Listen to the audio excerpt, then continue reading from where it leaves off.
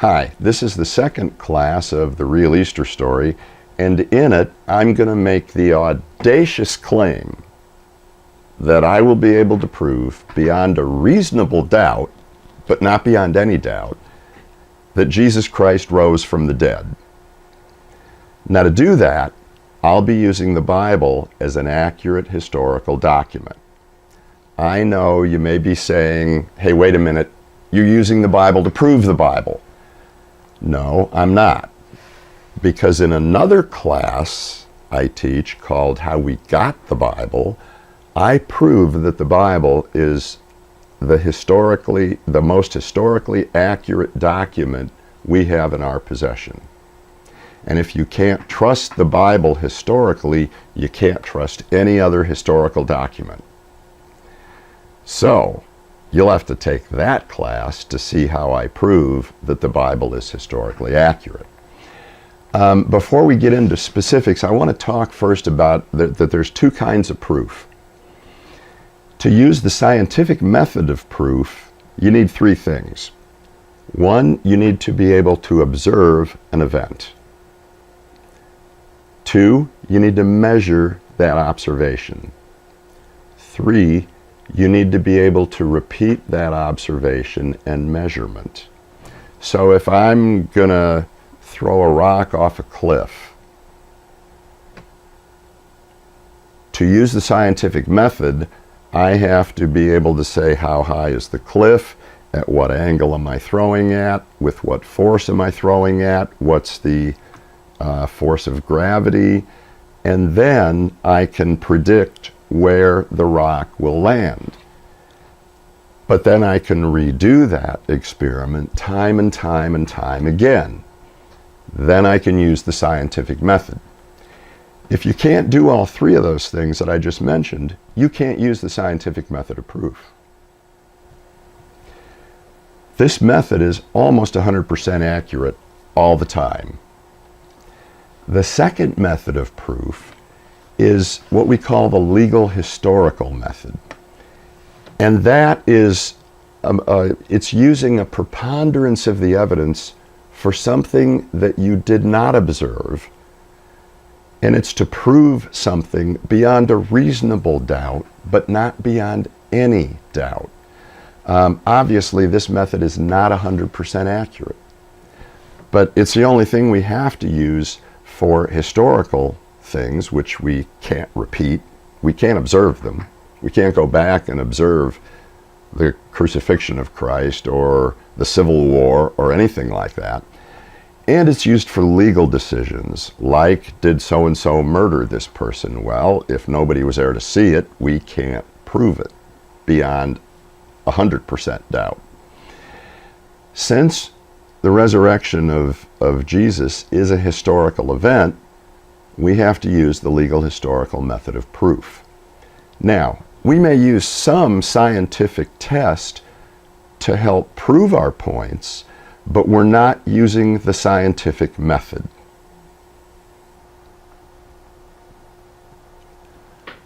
Now I'd like to get into the specifics to talk about the arrest, the trial, and the crucifixion of Jesus. And we're going to go through like a timetable of events. The first thing I want to show you is the Jewish leaders' attitude towards Jesus. In Matthew 26, verses 3 to 5, it says, "Then the chief priest and the elders of the people assembled in the palace of the high priest, whose name was Caiaphas, and they schemed to arrest Jesus secretly and kill him, but not during the festival, they said, or there'll be a riot among the people." Interesting, they knew he was popular, but they still wanted him dead. A second thing is the Passover meal, and like I said a few minutes ago, that is the Last Supper, and that is talked about in Matthew chapter 26, verse 17 through 30. Now, we're not going to read the whole thing, but what I want you to see in there is that verse 30, "And when they had sung a hymn, they went to the Mount of Olives." Now, remember, Passover was a big meal, and you drank a fair amount of wine. I would say it was similar to a Thanksgiving dinner. So the apostles are going to be really full. Then they went to the Garden of Gethsemane, and that's in Luke chapter 22, verse 39 and on. And it said, Jesus went out as usual to the Mount of Olives, and his disciples followed him. On reaching the place, he said to them, "Pray that you will not fall into temptation." Interesting that he didn't ask for prayer for himself, knowing what he was going to go through. He withdrew about a stone's throw beyond them, knelt down, and prayed. And that's his famous prayer about, "Father, if you're willing, take this cup from me. If not, not my will, but your will be done." An angel from heaven appeared to him and strengthened him. And being in anguish, he prayed more earnestly, and his sweat was like drops of blood falling to the ground. Remember that, because next week I'm going to give you a medical description of the crucifixion, and this is going to be part of it. When he rose from prayer and went back to the disciples, he found them asleep, exhausted from sorrow.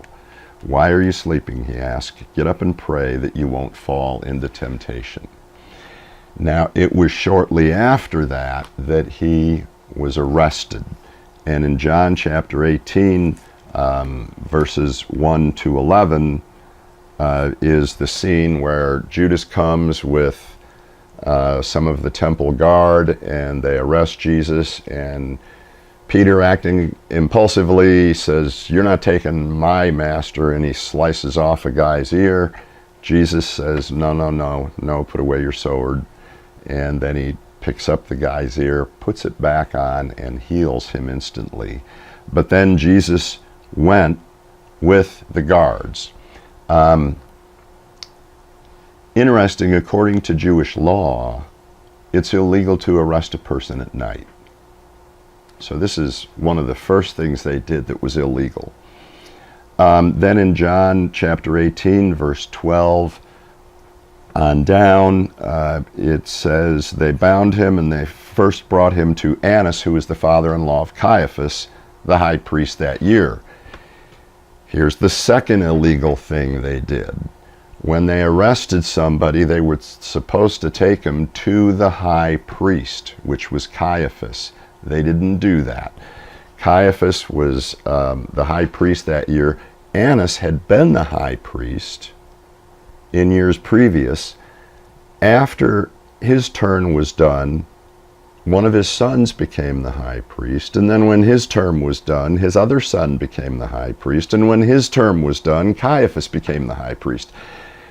I get the feeling that Annas was really the power behind all of this. So they took him to Annas, and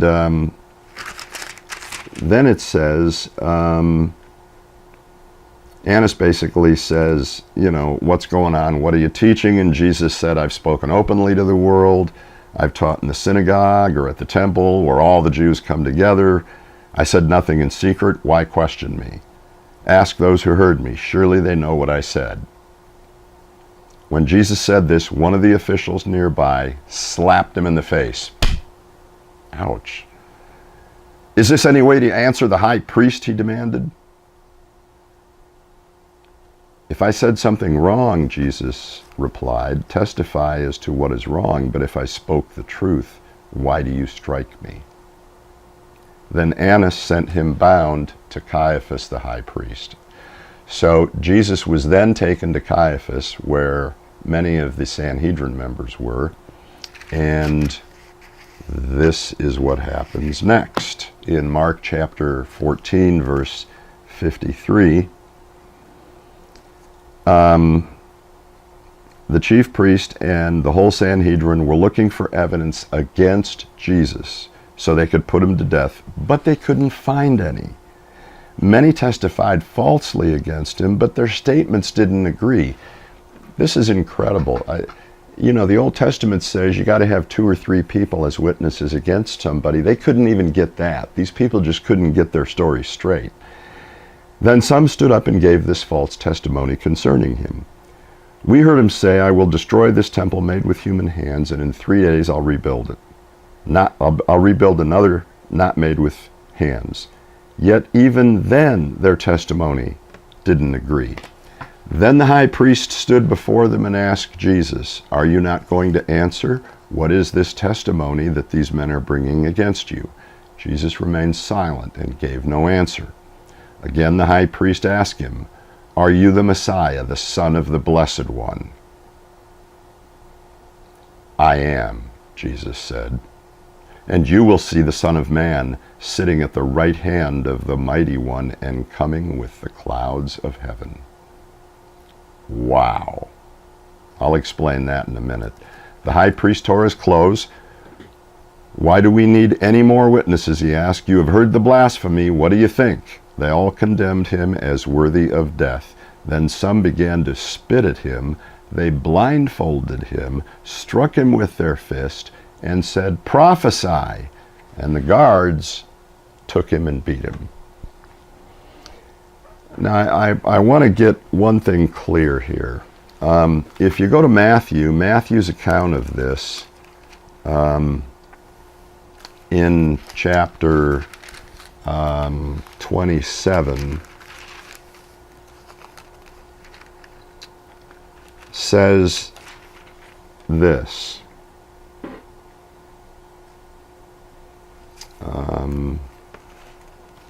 In verse 63, the high priest said to him, "I charge you under oath by the living God, tell us if you're the Messiah, the Son of God."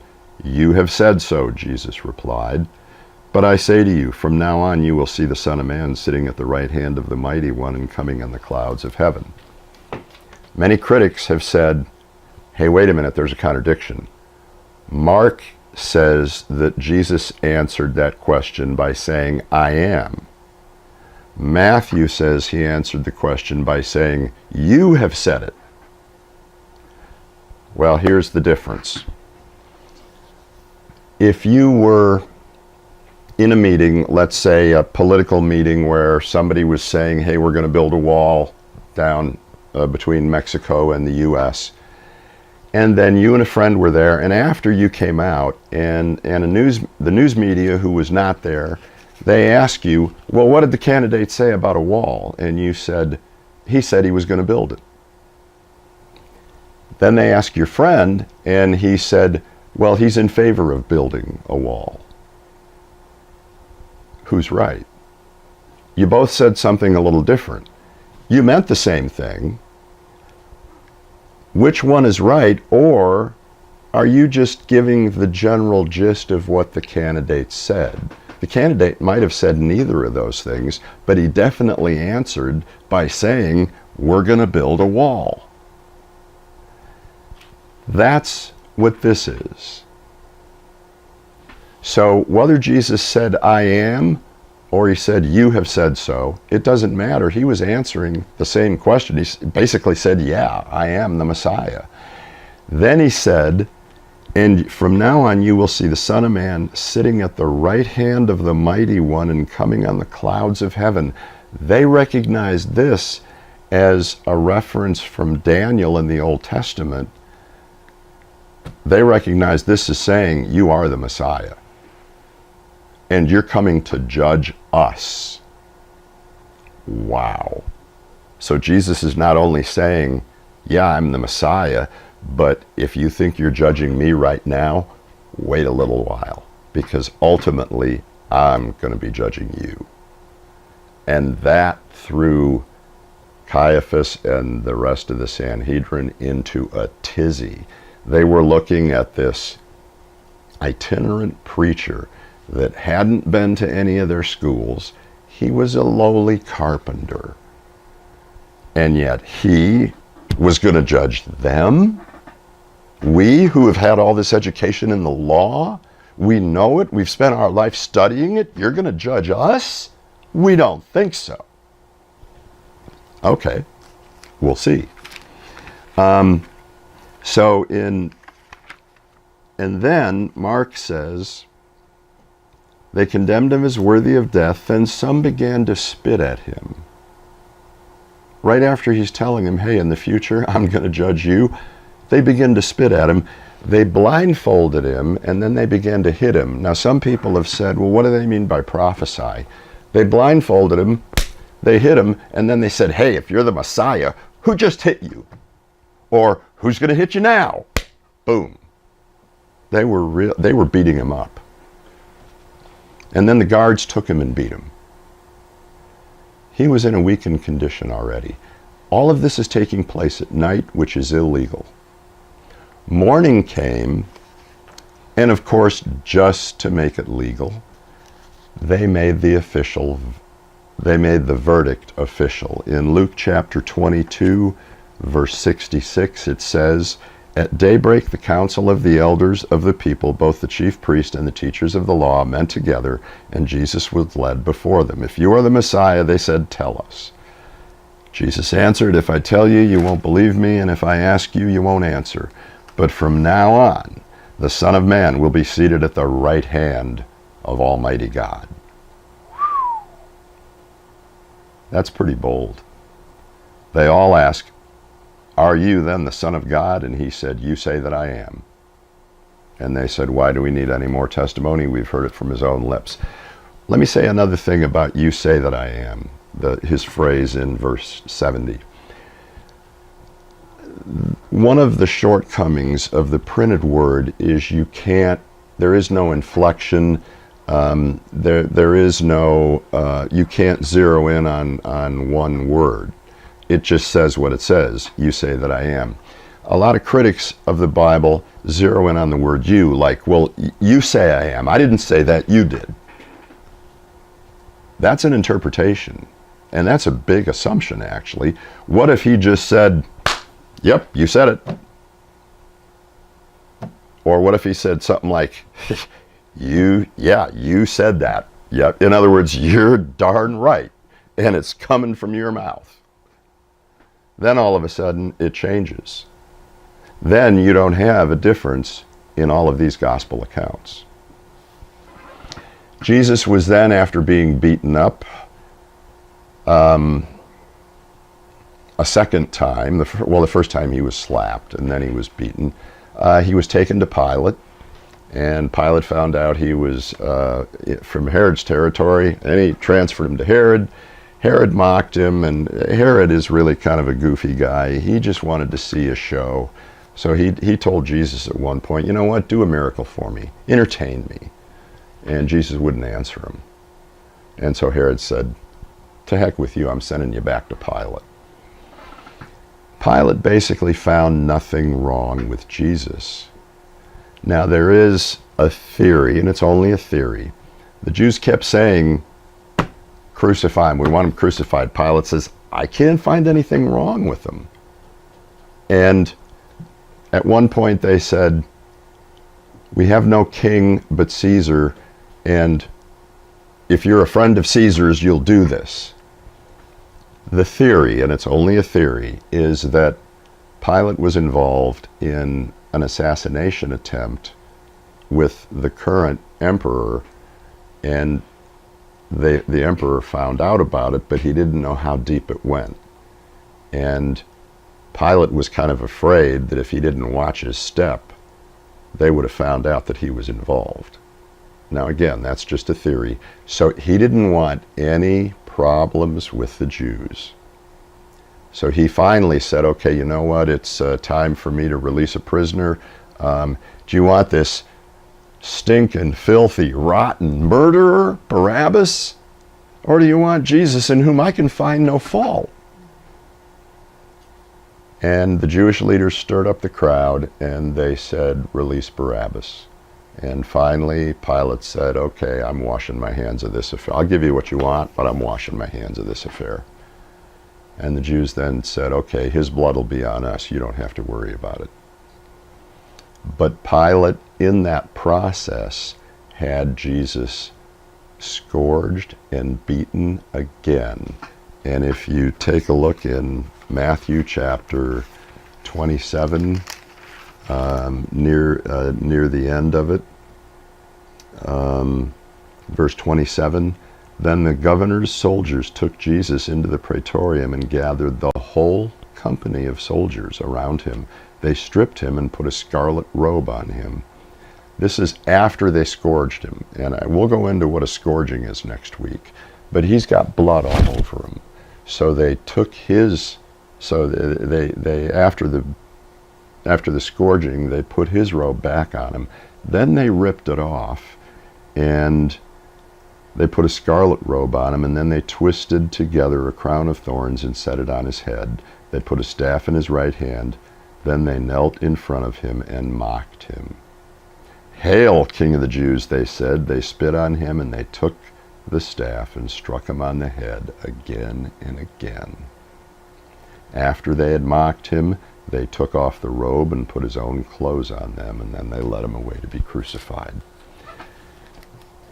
The last thing is they took him to Golgotha, the place of the skull, and they crucified him there, and they crucified him next to two common criminals. And in Matthew chapter 27, verses 38 through 44, it says this. And in 38 it says, "Two rebels were crucified with him, one on his right and one on his left. Those who passed by hurled insults at him, shaking their heads and saying, 'You who are going to destroy the temple and build it in 3 days, save yourself. Come down from the cross if you're the Son of God.' In the same way, the chief priests, the teachers of the law, and the elders mocked him. 'He saved others,' they said, 'but he can't save himself. Yeah, he's the King of Israel. Let him come down from the cross and we'll believe in him.'" Oh, I can hear him saying it. "Oh yeah, come on down from the cross. We'll believe, really, we will. He trusts in God. Let God rescue him now if he wants him. For he said, 'I'm the Son of God.'" In the same way, the rebels who were crucified with him also heaped insults on him. Then he was crucified and he died. Next week, we're going to go into what a scourging was and a medical description of the crucifixion. And we'll finish it up by talking about the pre-resurrection scene and then the post-resurrection scene. See you next week.